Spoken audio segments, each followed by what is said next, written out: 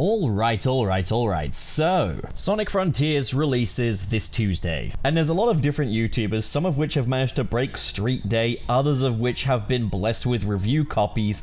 And I tried. I really tried to get my hands on a review copy. But that was a marathon, I just didn't win. So before finally playing the game this Tuesday, I just want to get down my final thoughts. I just want to lay it all out there. And once I have that game on that Tuesday, you will be getting a first impressions video out of me, but you won't get a full review until a little later on, just to give me time to play the entire game, and as well as that I will be at the Sega Fan Jam. Along with the rest of the Sunset City podcast, we'll have our own little table, and it's going to be a good time. So, in this video, I'm going to be giving a summary of my thoughts pre the release of Sonic Frontiers. We're going to be looking back over the hype cycle behind this one, before the reveal of Sonic Frontiers, how I was kind of feeling about the Sonic franchise, everything that's kind of been leading up to this moment. And this is very much my own subjective analysis of this. So outside of a few comments on what the general consensus of things are, this is going to be a very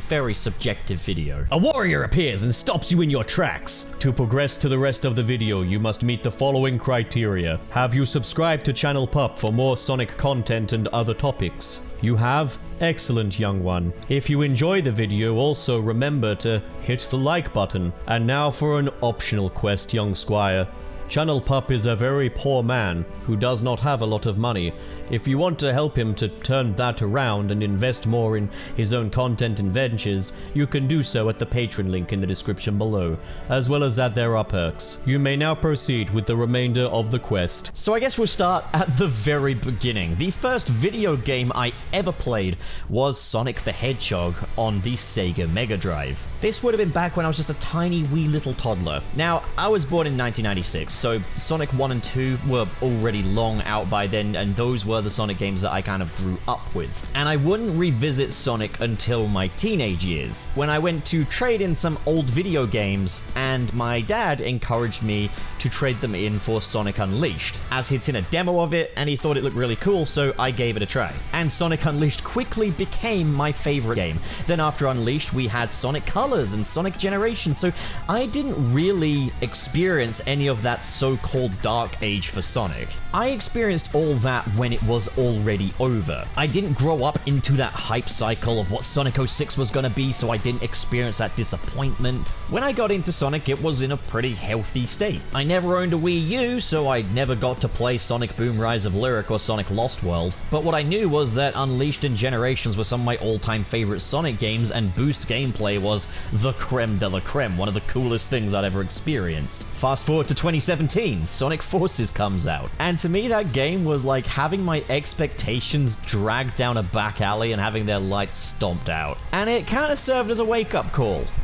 Between retroactively experiencing the so-called dark era games and playing Sonic Forces, it was clear that Sonic Team could slip up and Sonic could let me down, and very likely would. The lesson I took from this was, don't make Sonic your most anticipated game of the year. Don't expect the next game to be your favorite. Now, between all that, I've basically played every Sonic game now. I think there's still a few that I haven't properly picked up, but more or less all of them. And an observation I'd made was that between Sonic Lost World and Sonic Colors, we were definitely seeing Sonic veer more into Nintendo-esque sensibilities. And I don't just mean that from an architectural standpoint or a quality standpoint. These games were starting to look and feel more like Nintendo games, which meant that Sonic was losing some of that edge, some of that identity, which was something that became very important to me when I played and fell in love with Sonic Adventure 2. So then we got that reveal trailer for Sonic Frontiers where they revealed the title. It was at the Video Game Awards, and stylistically it was all looking very Legend of Zelda Breath of the Wild. These grassy pastures weren't looking all that Sonic-y, and we were seeing more like ruins and destroyed temples and towers, just like in Legend of Zelda Breath of the Wild. Not only that, it had a very somber tone to it. We had mimicry of shots from Legend of Zelda Breath of the Wild in this teaser, and the music also felt a lot more Legend of Zelda-y than it does Sonic. And I was a little disappointed because it seemed like Sega was still moving very far into the direction of trying to ape Nintendo. Not to mention, it took them a very long time to actually reveal some gameplay for this one. This reveal trailer was the second trailer. We'd had that initial teaser, but like this one just showed the graphical engine. It didn't show anything of how Sonic was going to feel or handle. Now, there were some things I was feeling pretty positive about. One of my problems with Sonic Forces was just how restrictive the gameplay had become for Sonic. Everything was so railroaded and so narrow, and every level was just this straight shot that didn't last very long. You're not really gonna have that problem with an open world game. Another positive was that while it did look very Hyrule-y, the game did look pretty. We also got other promising stuff such as Ian Flynn becoming the main writer for the Sonic games. Now, Ian Flynn is something of a Sonic savior. This is the guy who took over from Ken Penders on the Archie Sonic comics and pushed everything in a much better direction, and then would go on to work on the Sonic IDW comics as well. The guy has a great understanding of the character.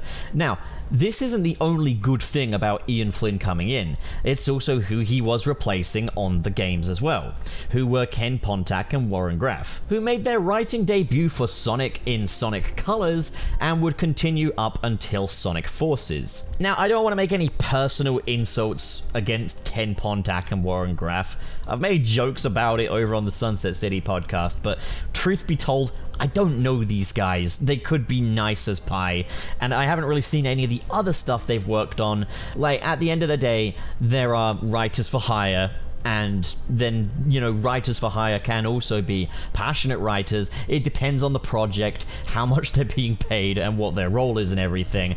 As far as I understand, these guys were just westernizing the Japanese dialogue, making it all feel more akin to a Saturday morning cartoon, which meant that Sonic did lose some of its more dramatic, shonen-esque edge, with these games' stories feeling a bit more exclusively for kids. And that's the thing, is Sonic games are ultimately made for kids. Sonic's target demographic is kids.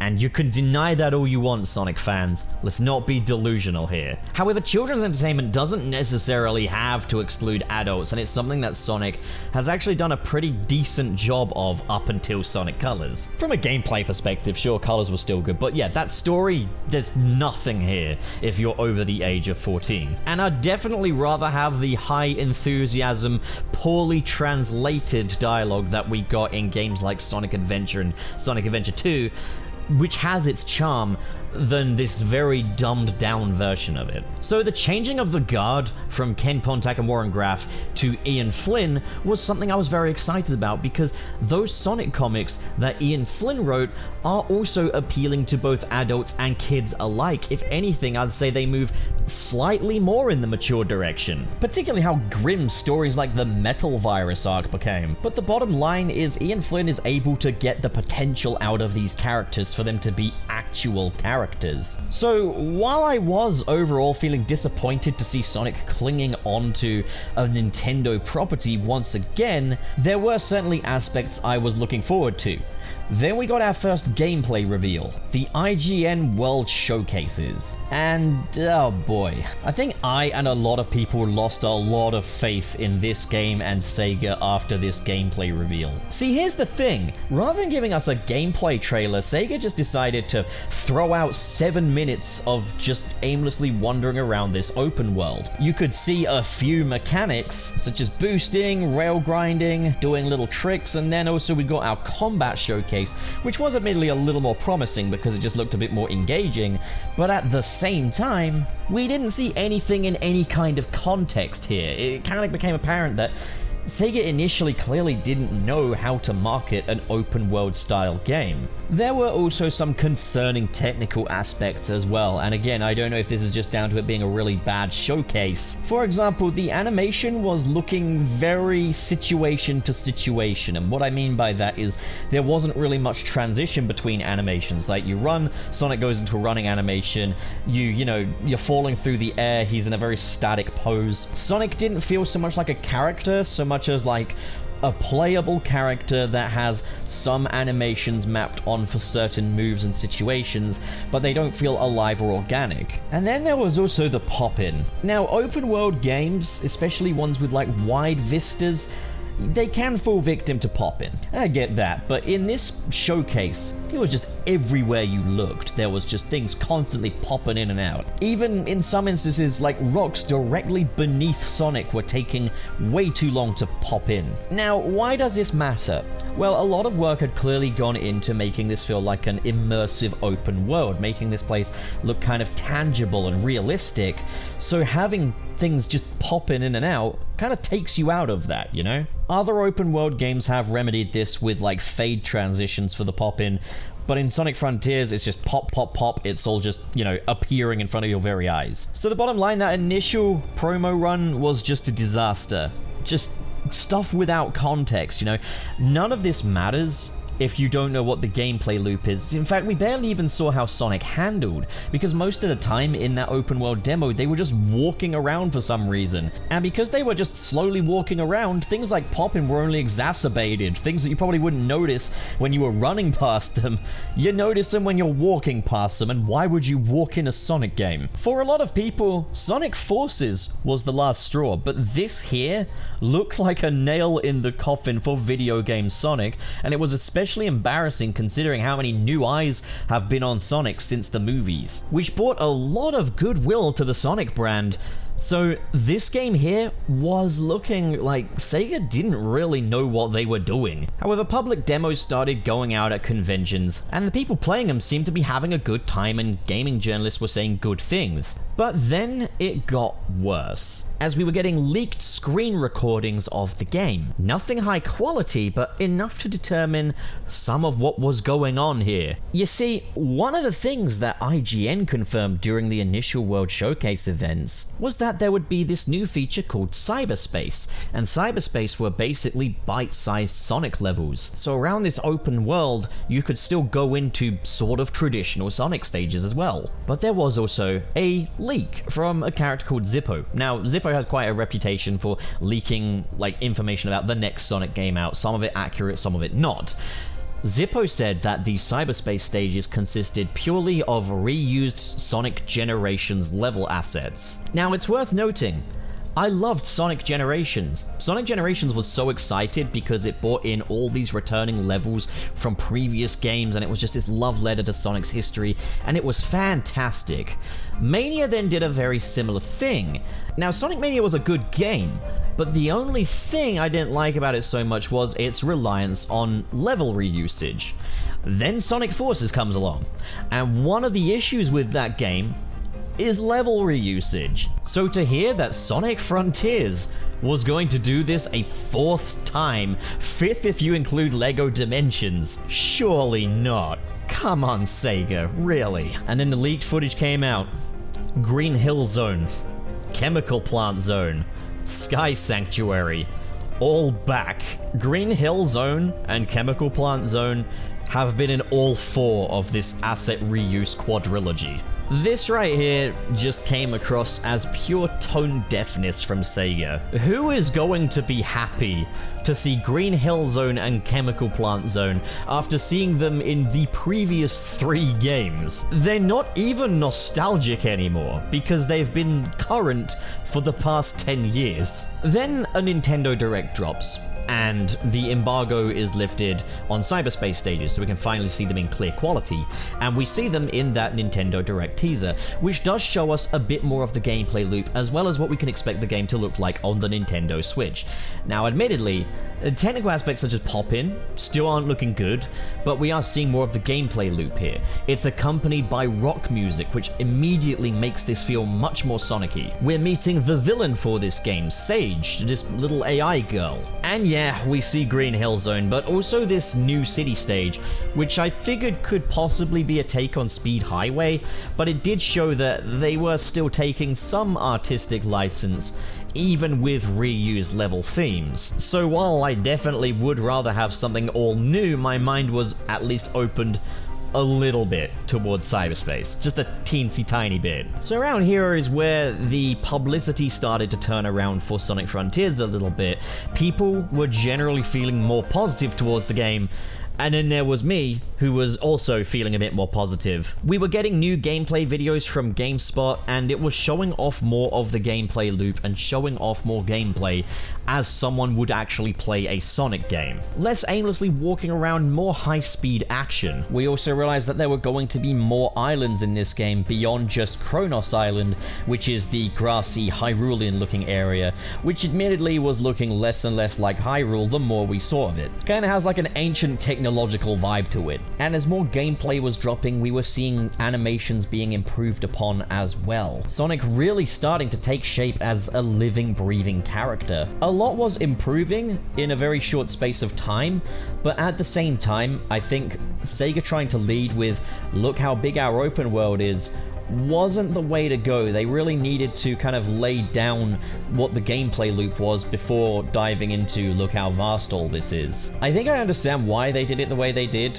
being that Sonic Forces was a game that was pretty lambasted for being overly linear and very railroaded, so they kind of wanted to say, hey, look at all this space you now have. But that's like reactionary marketing, and that's not really what you want to do. You're not going to paint a picture of what this game is by saying, well, look what we didn't do. They needed that context. No one's going to get hyped about seeing a character walk around some grassy plains. And that's not me saying they needed to spoil it. They just kind of needed to lay down the foundations of what this gameplay loop was. Otherwise, why does any of it matter? Why would anyone engage with any of this? It was important to show how Sonic would do an open world game his way. And we got more and more of that in these overview trailers, which were like these really long-form trailers where they would break down what you can expect from the game. It became clear that there were a lot of little activities and platforming sections in these open zones that were tailor-made for Sonic's abilities, which are now more expanded than ever before, with Sonic's gameplay engine being kind of a combination between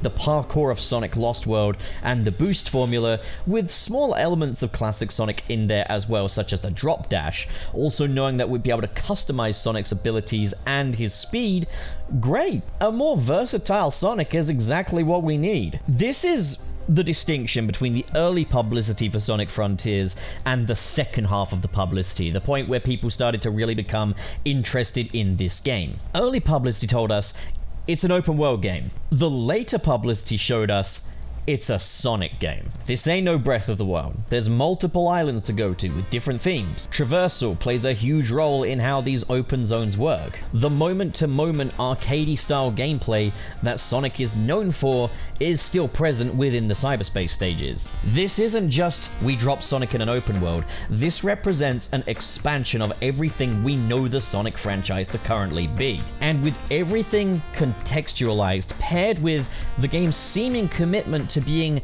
more shonen-esque than the previous Sonic games, at that point I kind of just let my guard down. I stopped resisting. Yeah, Sonic Forces demonstrated that Sonic could disappoint me. But you know what? I'm enjoying the hype. I enjoy the feeling of being hyped. Maybe the disappointment will be worth it if I'm enjoying the hype. I don't know, we'll see when I actually get a chance to play the game. Then there's the fandom side of things though. And I think as you get older, as you become more active online, and as you start to invest more in Sonic hype cycles, you do see a weird side to the Sonic fan base. Now, truth be told, this isn't something specific to Sonic fans. This is much more just an observation I've seen this hype cycle that I hadn't really seen before. See, this was the first Sonic hype cycle where I was a YouTuber for it. I didn't become a YouTuber until 2018, and by that point Sonic Forces and Sonic Mania were already out. So this time I felt kind of duty bound to keep my eyes on the prize, you know? One, because I really actually enjoyed looking over Sonic Frontiers coverage, and two, my YouTube situation is literally do or die. If I don't make videos, I don't get paid and I don't eat. There are some YouTubers that can upload like every other month and coast along. That's not me. Yeah, but I do it for the love. I do it for the love. I do it for the money. I do it for the love. You guys are my dollar bills. I mean friends. You guys are my friends. So, Sonic is no stranger to bad faith criticism. But boy did I ever learn that Sonic fans can be defensive. As literally some folks who'd played the game or had found gameplay footage online would share videos that might include glitches or bugs or physics-related quirks, and then just get dogpiled because, oh, You're unpleasable. You can never be quenched. Leave Sonic alone. I even experienced this myself a little bit. See, I posted a little shitpost on Twitter. Shortly before the reveal of the cyberspace stages being Green Hill Zone, I took a screenshot from Sonic Forces and its Green Hill Zone. I just kind of flipped it a little bit, put some filters on it, and was like, I give you cyberspace. And someone compared me to Donald Trump with the Capitol riots because apparently I was inciting harassment on the dev team. What? And a lot of my friends who are kind of Sonic tubers or in the Sonic tubing community are getting a little frustrated with Sonic fans being so damn defensive. Now, I want to make one thing clear. I understand. I said a moment ago that Sonic is no stranger to bad faith criticism. Just see IGN's Sonic Unleashed review and you'll get it. There's one thing you should know about Sonic Unleashed before spending your hard-earned money on it. It's a big piece of garbage. The daytime sections aren't perfect by any means. The jump button can be fatally unresponsive at times, and it's just a lot of trial and error gameplay that can get a little bit repetitive after a while.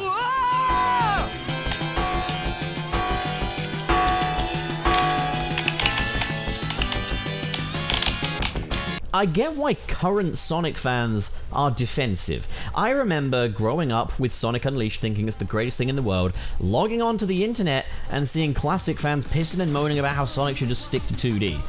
That is what the narrative was back then. And now I'm seeing similar things happening with adventure fans. And I see a lot of Sonic fans being like, oh, get ready, the Forces fans are coming. And it seems to be this unending cycle of fans of the old are taking cack on fans of the new. And then fans of the new are getting so defensive that they will literally transform into a marketing firm to protect the image of their beloved Hedgie from any form of criticism, be it bad or good faith. And then we Sonic tubers are like, how can we change this?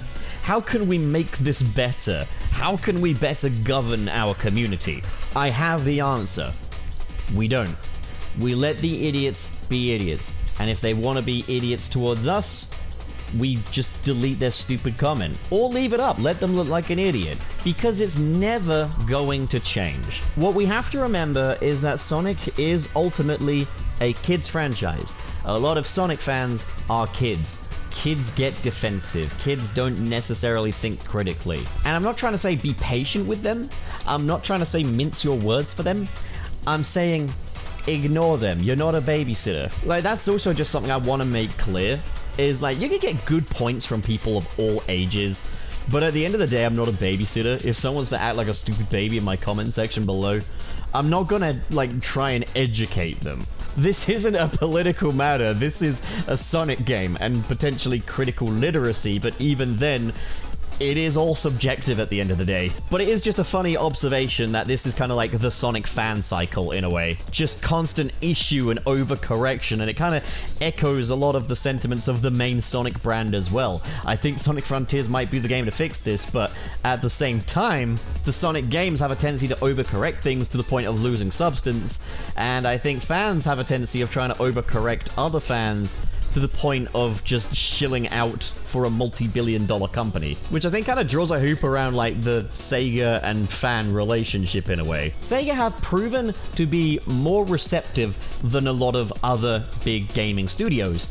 At the same time, they've also proven to learn the wrong lessons a lot of the time. When I say I really want level design that's as good as Sonic Adventure 2, I don't mean literally lift level layouts from Sonic Adventure 2 and put it in Green Hill Zone. Even if I'm against the idea of bringing back old levels at this stage, I could still enjoy cyberspace, but I almost feel scared to say if I do, because then Sega's gonna be like, oh, you liked cyberspace, huh? Here's a whole game of it. And it's even more Green Hill Zones. In interviews, Takashi Iizuka insists that cyberspace is there for the nostalgic element.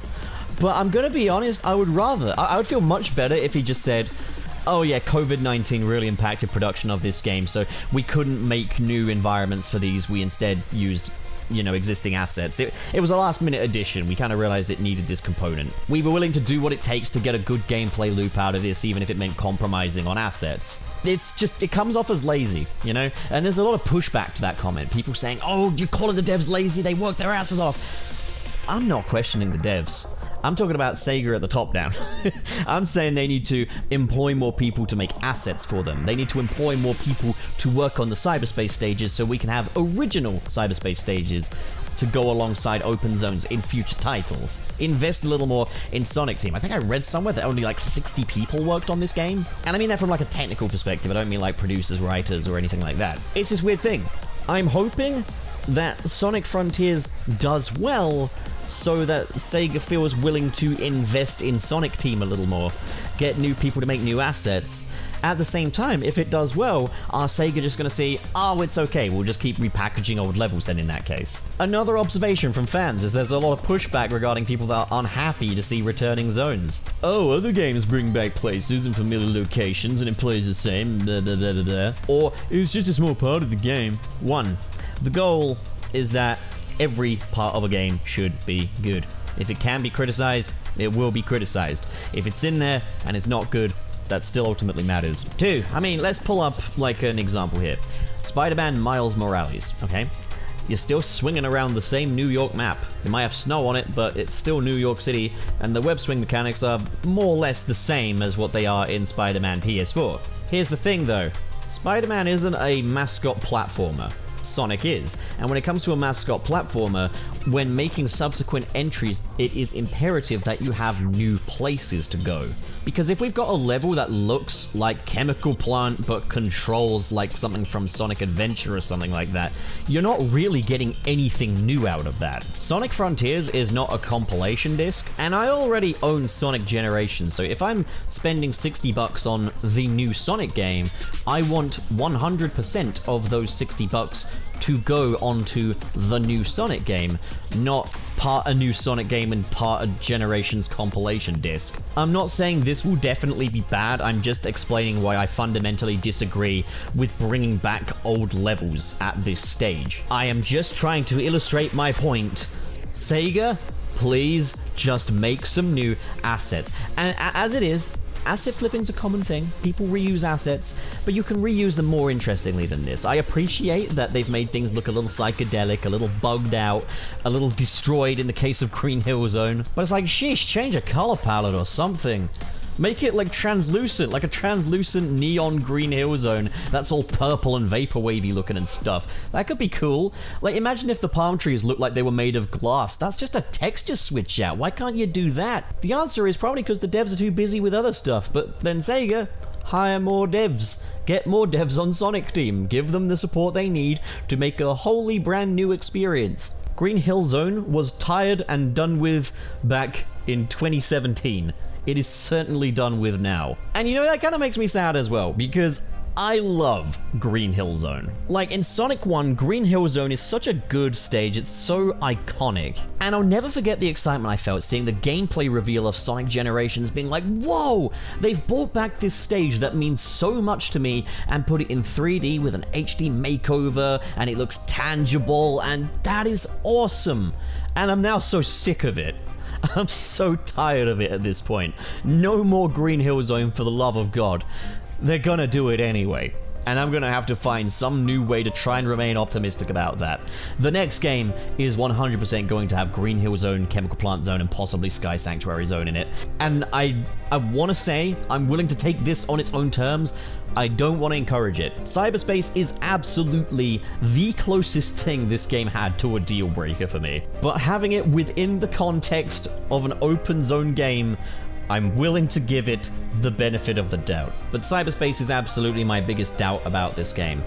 What I'm most excited for is the open zone stuff and the boss fights within that, especially the big Titan boss fights with Super Sonic. I'm really excited to see how he plays. I'm hoping it's more than just, say, the Titan boss pops out and you do like a QTE and it goes down. Like, I'm hoping that Super Sonic has his own gameplay style. As for the story, my expectation is that it will be a pretty basic story, but the dialogue and characterization will just be that much better than it's been before. I'm not expecting anything major. I'm not expecting any major revelations from this one, because I don't know what capacity Ian Flynn is working with this story. I don't know whether or not he's just westernizing an existing script, or if, you know, he actually has any actual influence over the story of this one. I hope for the latter. I expect the former. Now, in spite of every concern I've addressed here, I still think that this could even be my favorite Sonic game, just for the pure foundation of this, just for the fact that it's the biggest Sonic game yet, it's supposed to be one of the longest, the gameplay is entirely comprised of that high-speed action Sonic is known for, with combat in there that looks satisfying and looks very tailor-made to Sonic. My buddy Gilly the Kid, in one of the Sunset City episodes, said that this game looks to be more of a Super Sonic 64 kind of situation, where the game is entirely about making the most versatile version of this character that you can, and just throwing him into these places, and these levels are bigger than, say, Mario levels, because they need to be to accommodate for Sonic's speed. That premise alone could make for my favorite Sonic game.